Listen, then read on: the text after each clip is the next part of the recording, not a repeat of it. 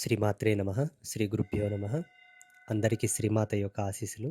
అంబాత్రేయ క్షేత్రంలో ఇప్పటివరకు ఎన్నో ప్రతిష్టాత్మకమైనటువంటి ఉత్సవాలు, కార్యక్రమాలు అమ్మ యొక్క కృప చేత నిర్వహించడం జరిగింది.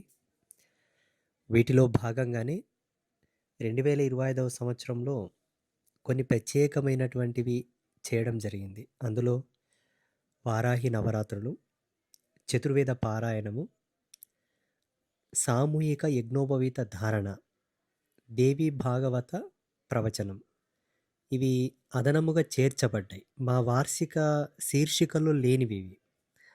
గతంలో చేయలేనటువంటివి ఈ సంవత్సరం చేసినటువంటివి ఇవి.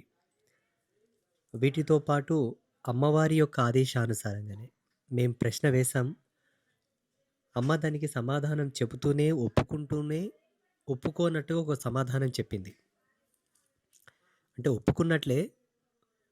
ఒప్పుకోనట్టుగా అంటే అర్థం ఏంటంటే ఆలయ ఆగమం ప్రకారంగా మన గుడి లేదు. ఏదో మన పేదరికమా, మన భక్తికి ఒక పరీక్షణ, అదియు జగదంబ యొక్క లీలామృతమే.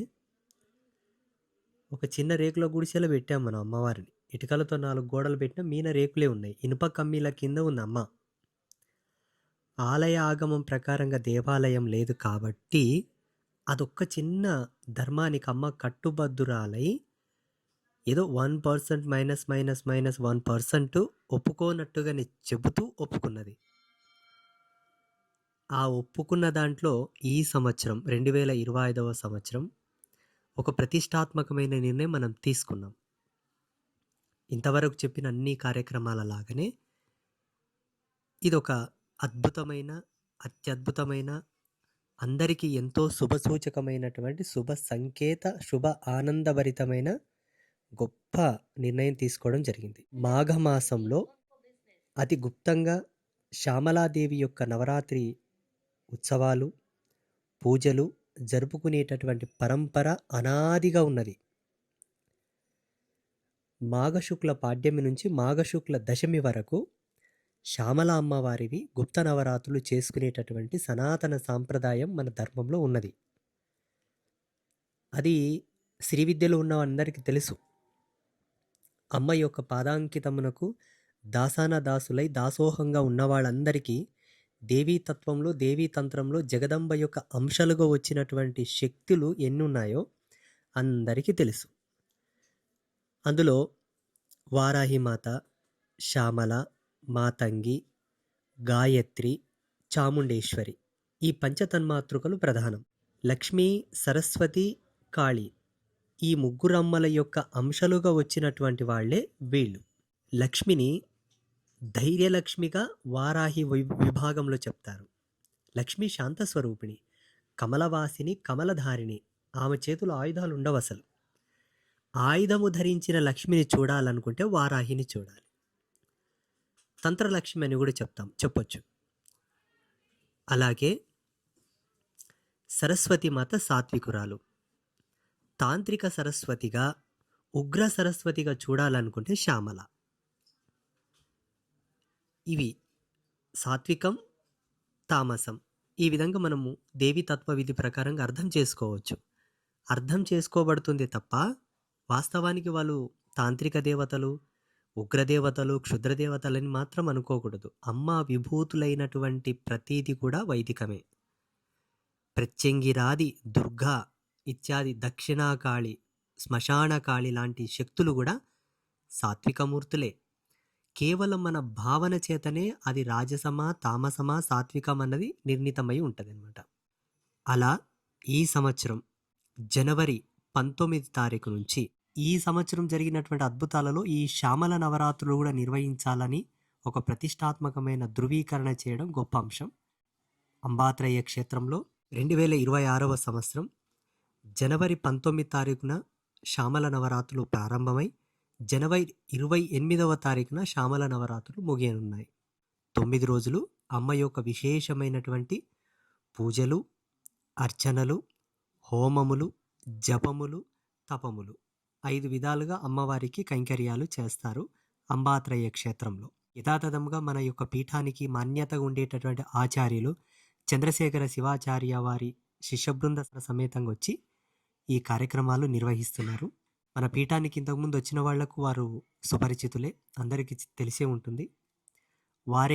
వారి పర్యవేక్షణలో, వారి నేతృత్వంలోనే శ్యామల నవరాత్రులు 2026వ సంవత్సరం జనవరి 19 తారీఖున ప్రారంభమై 28వ తారీఖున శ్యామల గుప్త నవరాత్రులు మన పీఠంలో నిర్వహించబోతున్నాం. శ్యామల అంటే అర్థం ఏమిటి? ఎవరి శ్యామల అనేది మీకు అందరికి సందేహం ఉండి ఉండవచ్చు. శ్యామల ఎవరన్నున్నది మనం విశదీకరిస్తే, శ్రీమద్ లలితా త్రిపుర సుందరి, భువనేశ్వరి, జగత్ కళ్యాణకర్త్రి అయినటువంటి ఆది అనంత శక్తి అయినటువంటి అంబ ఆ తల్లి యొక్క మంత్రిని. మంత్రిని అంటే అర్థం ఏంటంటే అమ్మవారికి అన్ని విధాలుగా సలహాలు, సూచనలు, మంత్రాంగము, తంత్రాంగము, యంత్రాంగము, జ్ఞానము, విజ్ఞానం అన్నిటిని కూడా సృష్టి విజ్ఞానం, జీవ విజ్ఞానం, సృష్టి విస్తరణ విజ్ఞానం, సృష్టి లయ విజ్ఞానం, సృష్టి స్థితి విజ్ఞానాన్ని తెలియపరిచేటటువంటి ఆ తల్లి యొక్క జ్ఞాన శక్తే శ్యామల. లలితా పరమేశ్వరుని యొక్క మంత్రిని. వారాహిమాత లలితా పరమేశ్వరుని యొక్క సర్వ సైన్యాధ్యక్షురాలు. చూడండి, దేవీ పరివారం ఒకటి ఉంటుంది. దేవీ పరివారంలో మీకు లలితా పరమేశ్వరి గారి ఫోటో గనక చూస్తే పంచబ్రహ్మలు, వాణి సరస్వతి, వాణి లక్ష్మి, రమావాణి, వీళ్ళిద్దరు అటొకరు ఇటొకరు ఉంటారు. కానీ శ్యామల, వారాహిని ఆ లలితా పరమేశ్వరి యొక్క పరివారంలో చూపరు. ఎందుకంటే వాళ్ళు గుప్తంగా ఉండాలి. ద సీక్రెట్ గాడ్డెస్ అనమాట. వాళ్ళని రూపకంగా చూపకూడదు కాబట్టి వాళ్ళు గుప్తంగా ఉంటారు. అలా గుప్తంగా ఉండేటటువంటి వారాహి, శ్యామల అమ్మవార్లని కొందరు భగవతి యొక్క కృపావాత్సల్యం పొందిన వాళ్ళు ప్రకటితము చేసి ఆరాధన, ఉపాసన, అనుష్ఠాన పద్ధతులను రచించి శ్యామలా మూలమంత్రము, వారాహి మూలమంత్రము, న్యాస సహిత అనుష్ఠాన క్రమమును జత చేసి లోకానికి ధారాదత్తం చేశారు. అనాదిగా ఉన్నది. రావణ బ్రహ్మ యొక్క కొడుకులు కూడా ఉపాసించారు శ్యామలామాతని, వారాహి మాతను కూడా ఉపాసించారు. అందరూ ఉపాసించిన వాళ్లే. మేఘనాథుడు ఉపాసించిన వాడే, ఇంద్రుడు ఉపాసించాడు, వాయువు ఉపాసించాడు, కుబేరుడు, చాలామంది దేవతలే ఉపాసించారు. శ్యామల అమ్మవారిని ఉపాసించడం ద్వారా మనకు వచ్చేటటువంటి లాభాలు, ఫలితాలేంటి? ముఖ్యంగా ఆ తల్లిని కళా అధిష్టాత్రి అంటారు. కళలు, ఏ విధమైనటువంటి కళా ప్రావీణ్యము కావాలనుకుంటే శ్యామలను అనుష్ఠించాల్సిందే, శ్యామల అమ్మవారిని కొలవాల్సిందే. కళాప్రపూర్ణత కావాలనుకుంటే శ్యామల అమ్మవారు తొందరగా అనుగ్రహిస్తుంది. సారస్వత కళలతో ఉండేటటువంటి సరస్వతిని ఆరాధించినా అవే వస్తాయి. కానీ సరస్వతిని మాతని మనం చేరుకోవాలంటే సరస్వతి పరివారం ఉంటుంది.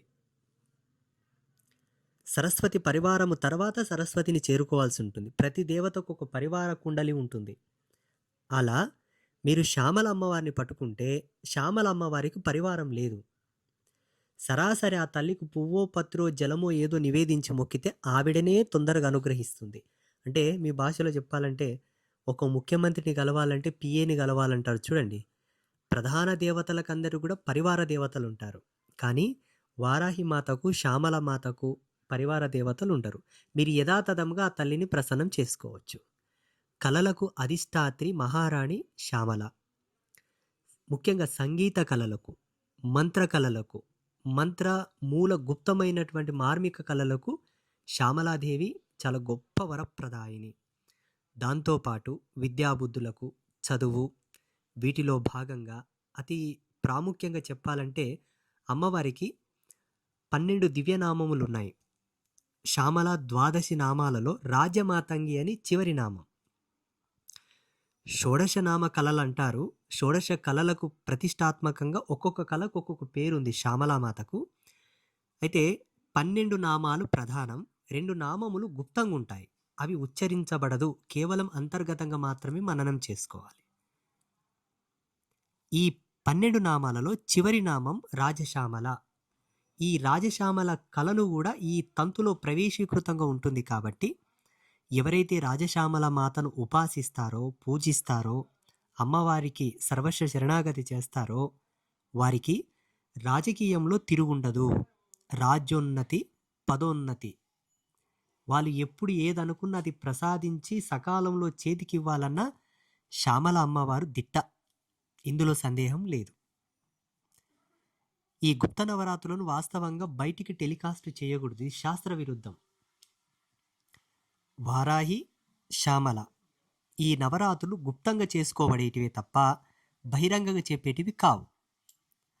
ఏమైపోయింది ఇప్పటి కాలాన్ని బట్టి, ప్రస్తుత వర్తమానాన్ని బట్టి ప్రతి ఒక్కరూ బ్రాహ్మణులు అనుకోండి, స్వామీజీలు అనుకోండి, పూజనీయులైన ప్రతి ఒక్కరు కూడా టెలివిజన్లో వచ్చి మాట్లాడుతున్నారా? వాళ్ళేదో చెప్తున్నారా? వాళ్ళు తెలిసే చెప్తారా, తెలియక చెప్తారా? భగవతి కెరుక. వాళ్ళు చెప్పడం ద్వారా మాకొస్తున్నటువంటి ప్రెజర్ ఏంటంటే మీరు చెప్పండి. మీరెందుకు చెప్పరు? మేము మీ శిష్యులం కదా. వాస్తవంగా వారాహి నవరాత్రులు అందరూ చేయకూడదని 2022వ సంవత్సరంలో 21వ సంవత్సరంలో ఫస్ట్ ఈ వీడియో స్టేట్మెంట్ నేనే ఇచ్చాను. యాజ్ ఏ శ్రీ విద్యోపాసకుడిగా, భగవతి యొక్క సేవకుడిగా, అమ్మ బిడ్డగా నాకు అర్హత ఉందని నేను మాట్లాడాను. తర్వాత నేనే వారాహి నవరాత్రులు నిర్వహించే పొద్దొచ్చింది నాకు.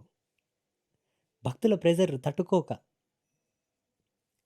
మన పీఠానికి అనుబంధంగా ఉన్నవాళ్ళు, విశ్వాసులు ఎవరైతే అమ్మను నమ్మారో, అనగా అంబాత్రయ క్షేత్ర విరాజమానులైనటువంటి ముగ్గురమ్మలకు దాసులైన వాళ్ళు ఎవరైతే ఉన్నారో భక్త బృందం, వాళ్ళ ప్రెజర్, గురుదేవా శిష్యులు కోరితే ఏదన్నా చేయాలే కదా, మేము కోరుకుంటున్నాము, మేము వేరే గురువులతో పోయి వారాహి దీక్షలు చేపట్టి అక్కడ పూజలు చేసుకుంటున్నాము, అదేదో మనది కూడా శ్రీ విద్య పరంపరనే కదా, ఇక్కడ నిర్వహించండి, మేము దీక్ష పూనుతాము, 9 రోజులు ఇక్కడిని అమ్మ పాదాల దగ్గర పూజలో పాల్గొంటాం, మా ఇంటికి మేము వెళ్ళిపోతాం అనడం చేత ఈ 2025వ సంవత్సరంలో మనం గుప్త నవరాత్రులను కాస్త బహిరంగ నవరాత్రులను నిర్వహించాం, బహిర్గతం చేసేసాం. అలాగే ఈ శ్యామల నవరాత్రులు నిర్వహించమని కూడా సంవత్సరం కింది నుంచే ప్రెజర్.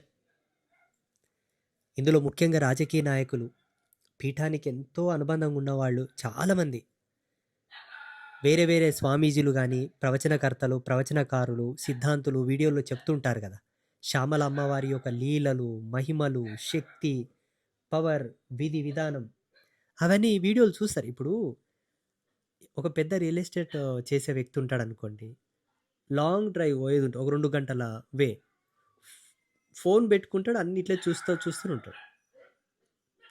అందులో ఈ పొలిటికల్ బ్యాక్గ్రౌండ్ ఉన్న వాళ్ళందరూ ఏం చేస్తారు, రాజకీయాలకు సంబంధించినటువంటి వీడియోలు చూస్తుంటారు.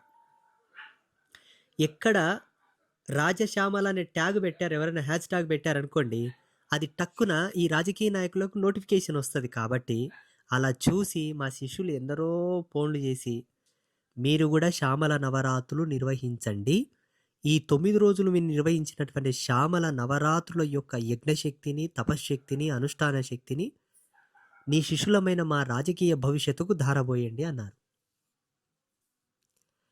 ఆ సదుద్దేశము చేత ఈ సంవత్సరం అనగా 2026వ సంవత్సరం జనవరి 19వ తారీఖు నాడు మాఘశుక్ల పాడ్యమి, మాఘశుక్ల పాడ్యమి రోజు శ్యామల నవరాత్రులు ప్రారంభమై మాఘశుక్ల దశమి రోజు ముగుస్తున్నాయి.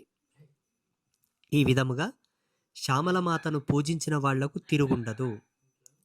ఇప్పుడు పెద్దలు ఏం చెప్తుంటారు, ఒక మాట, పెద్దలంటే ఎవరు, చదువుకున్న వాళ్ళు కానీ, విప్రులు కానీ, ద్విజులు కానీ ఏం చెప్తుంటారంటే, జ్ఞాన సంపన్నులైన వాళ్ళు ఒక మాట అంటుంటారు, శక్తి ఉండగానే సరిపోదు, ఐశ్వర్యం ఉండాలంటారు. ఐశ్వర్యం ఒకటే ఉంటే సరిపోదు, దీనికి యుక్తాయుక్త విశేషణ సహితంగా నడుపుకునేటటువంటి జ్ఞానం ఉండాలంటారు. జ్ఞానం లేని ఎంత డబ్బున్నా వాడు సద్వినియోగం చేసుకోడు, జ్ఞానం ఉండి డబ్బున్నా శక్తి లేనిదే వాడు సద్వినియోగం చేసుకోడు. పోని శక్తి, ఐశ్వర్యం ఈ రెండు ఉన్నా జ్ఞానం లేకపోతే ఇవి రెండింటికి విలువ లేదు. కాబట్టి నీకు ఒక పదవి వచ్చింది, దాన్ని ఎలా సద్వినియోగపరుచుకొని నీవు లాభపడి నీ కుటుంబానికి లాభం చేకూర్చి సమాజంలో కూడా కీర్తి ప్రతిష్టలు మన్ననలు పొందాలన్న జ్ఞానం కావాలి. అటువంటి సమయానుకూలంగా నీకు జ్ఞానం రావాలన్న శ్యామలను ఉపాసించాలి. నీవేం చేయక్కర్లా, నువ్వు పదవి ఎక్కువ, కుర్చీ మీద కూర్చో, నీ బుద్ధిలో ఆ తల్లి అధిష్ఠించి, నీ వాక్కులో ఆ తల్లి కూర్చొని ఎక్కడ ఏం మాట్లాడాలి, ఎక్కడ ఎవరితో ఏం సంభాషించాలి, ఎప్పుడు ఏం చెప్పాలన్నది ప్రతిదీ ఆ తల్లియే నిన్ను ఒక రిమోట్ లాగా నడిపిస్తూ వెళ్ళిపోతుంటుంది. ఇది వ్యాపారవేత్తలకు, రాజకీయ రంగంలో ఉండేవాళ్లకు, ముఖ్యంగా చిత్ర పరిశ్రమలో ఉండే వాళ్ళకు కూడా చాలా ఉపయోగపడుతుంది రాజశ్యామల. ఎందుకంటే కళలకు అధిష్టాత్రి ఆ అమ్మ. ఒకానొక సందర్భంలో బ్రహ్మ సరస్వతితో ఒక మాట అంటాడు, వాణి, సకల సద్గుణ రాశివై నువ్వు ఉండగా ఈ శ్యామలామాత ఎందుకోసమని అడిగాడు. అప్పుడు చెప్పింది, నన్ను చేరుకొనగా అంత సులభము కాదు, కాబట్టే నా ఛాయనిచ్చాను త్వరగా చేరుకొనుటకు. మార్గం ఒకటే, ధర్మం ఒకటే, తత్వం ఒకటే, దాని యొక్క విధి కొంచెం విభాగించి చెప్పానని చెప్పింది సరస్వతి మాత. అలా వచ్చిన తల్లే శ్యామల. తప్పకుండా శ్యామల మాతను పూజించండి. ఆ పూజ గురించి, విధి విధానం గురించి తరువాయి భాగంలో చెప్తాం. శుభమస్తు.